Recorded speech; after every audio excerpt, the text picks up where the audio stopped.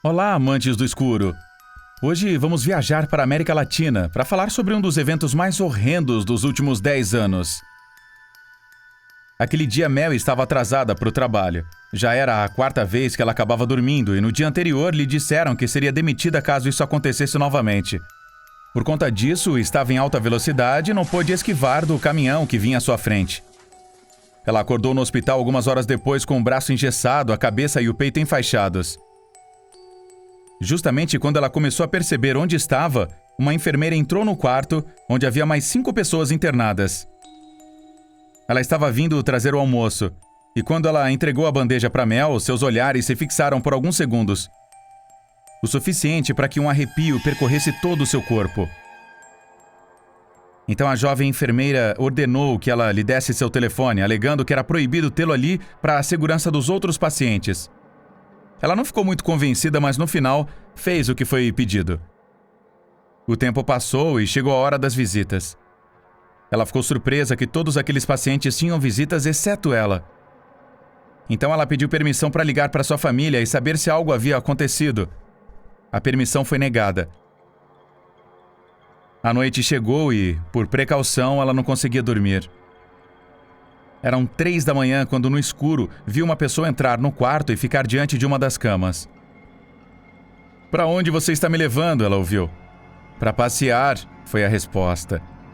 Ela imediatamente reconheceu a voz daquela enfermeira que lhe causou tanto terror. Ela observou como aquela figura carregava o paciente. No dia seguinte, uma das camas estava faltando. Ela não se atreveu a perguntar, mas sabia que o que tinha visto não era normal. Naquele dia, também ninguém veio visitá-la e lhe deram a notícia de que ela iria passar pelo menos mais 48 horas no hospital. Ela começou a ficar muito mal. Apesar de sua preocupação, quando anoiteceu, se rendeu ao sono por não ter conseguido dormir na noite anterior. Mas ao se levantar, outra das camas estava faltando. Ela sabia que o paciente ainda não havia recebido alta. Resolveu perguntar à enfermeira. Já estava começando a desconfiar daquele hospital e achou que talvez estivesse enlouquecendo. "Ele faleceu na noite passada de um ataque cardíaco", disse a enfermeira duvidosamente. Ela não acreditou, então bolou um plano. Ela esperou até que chegasse a hora do almoço e aproveitou o fato de os banheiros serem no refeitório. Então, se certificou de que ninguém estivesse lá, foi até o armazém daquele andar e recuperou seu telefone. Ela contou à sua mãe o que estava acontecendo e disse que não a deixavam ir vê-la. Mel arrumou suas coisas. Ela fugiu naquela noite, mas não sem descobrir o que estava acontecendo. Ela esperou que a enfermeira voltasse para levar um dos outros pacientes e então o seguiu. Ela viu como o anestesiou antes de entrar em uma das salas de operação e olhou pelo vidro da porta. Havia também um cirurgião. Os dois pegaram 2 serras grandes e desmembraram o homem. Em seguida, eles tiraram seu coração, fígado e rins e os colocaram em uma caixa. Então a enfermeira se virou e viu Mel horrorizada atrás do vidro. Ela apenas sorriu coberta de sangue e Mel pôde ler em seus lábios: "Você será a próxima." Mel saiu correndo do hospital e chamou a polícia quando acreditou que estava segura. Foi um escândalo público. Prenderam a enfermeira e o cirurgião. Eles declararam que não eram os únicos que se dedicavam a fazer isso. Havia toda uma máfia de tráfico de órgãos que eles jamais iriam conseguir deter. Javier foi fazer compras com a sua mãe. Naquele dia estava chovendo muito, então eles decidiram ir de carro. Após 2 horas e passando pelo açougue, peixaria e comida congelada, eles voltaram para o carro com o carrinho de supermercado cheio. "Atchim! Saúde, Javi!" disse sua mãe. "Não fui eu, esse barulho parece vir do carro." Eles se aproximaram da frente e ouviram miados. Um gato entrou no motor em busca de calor. Eles não podiam ligar o carro, pois poderiam machucá-lo.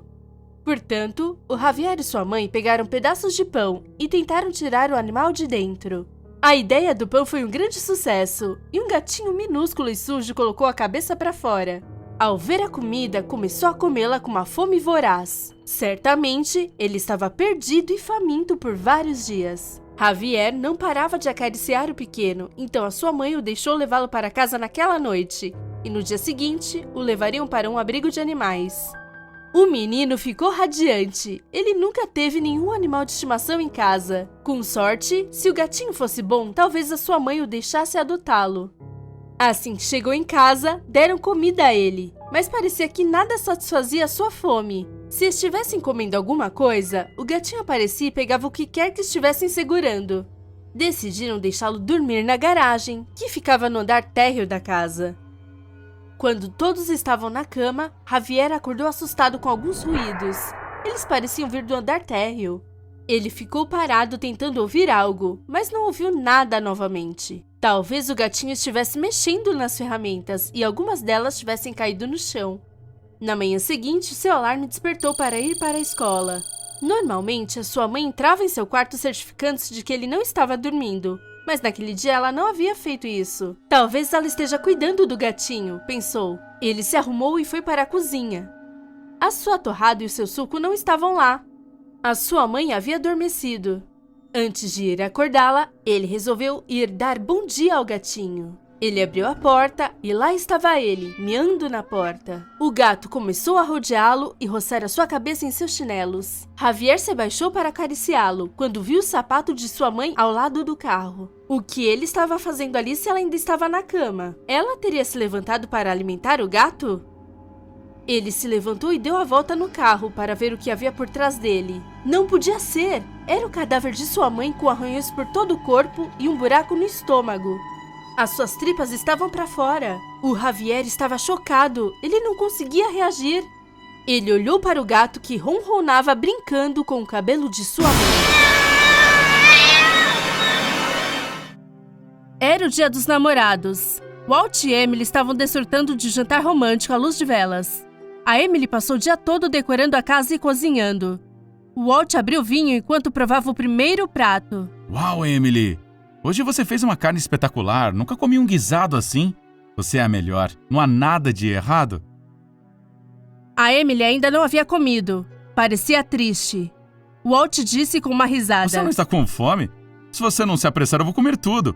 Ou você está guardando espaço para a sobremesa? Eu sei sobre a Margot, disse ela de repente. O Walt bebeu todo o vinho do copo de uma só vez. Margot? Não sei do que está falando, querida. O que aconteceu? A Emily começou a mover de um lado para o outro as migalhas de pão na mesa. Você não tem que continuar mentindo. Ela me mostrou fotos e mensagens, eu sei tudo. Houve um silêncio, então Walt tentou agarrar a mão da sua esposa. Emily, desculpe. Eu perdi o controle. Eu não queria te magoar, mas eu te amo. Eu amo as duas. Eu sei que é difícil de entender, mas não posso tirá-la da minha vida. Os dois começaram a chorar. Walt não sabia o que fazer. A Emily foi o seu primeiro amor.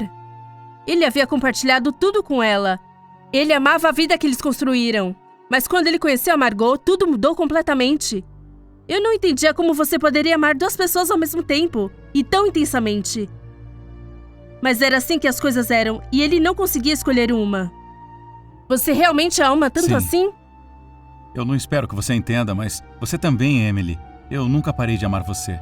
Você carrega isso em seu coração? Ela perguntou novamente. Sim, eu já disse que a amo. A Emily levantou os olhos da mesa e olhou para ele com olhos brilhantes. Gostou do guisado de carne, meu amor? O Walt empalideceu e balançou a cabeça. Agora você também levará Margot com você. Agora já pode ficar com as duas para sempre. Rócio foi convidado para uma festa do Dia dos Namorados. Seria na nova cabana da sua melhor amiga. Mas eles não a deixaram ir, porque ainda estava em construção. Além disso, era um local perigoso no topo de uma montanha.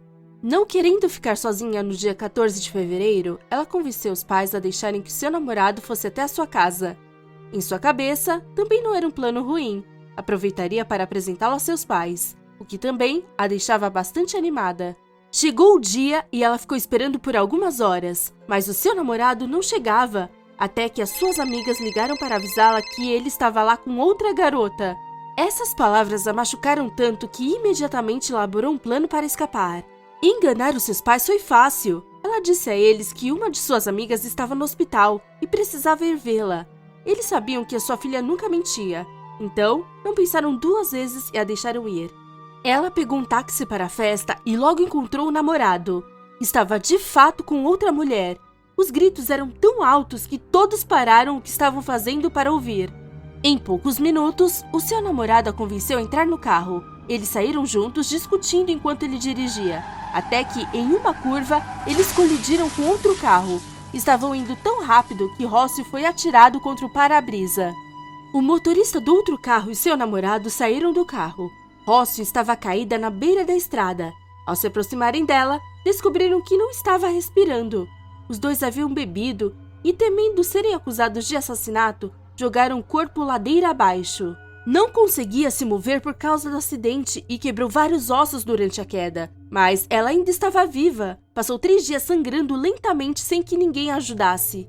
Os trabalhadores que estavam a caminho para terminar a cabana a encontraram morta. Viram algo estranho ao pé da montanha durante uma pausa para fumar. O seu vestido não era mais branco, mas sim vermelho de tanto sangue. Como nenhuma evidência foi encontrada, o caso foi arquivado. O noivo e os que foram à festa permaneceram em silêncio. Os policiais acharam que não adiantaria nada continuar procurando.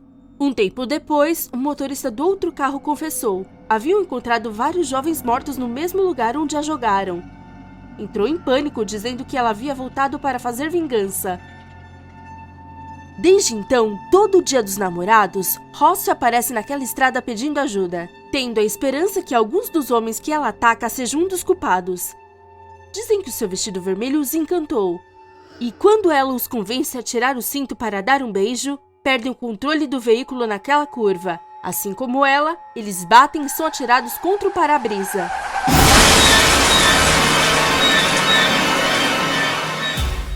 Não se esqueça de se inscrever e deixar o seu like se você curtiu. Até o próximo vídeo!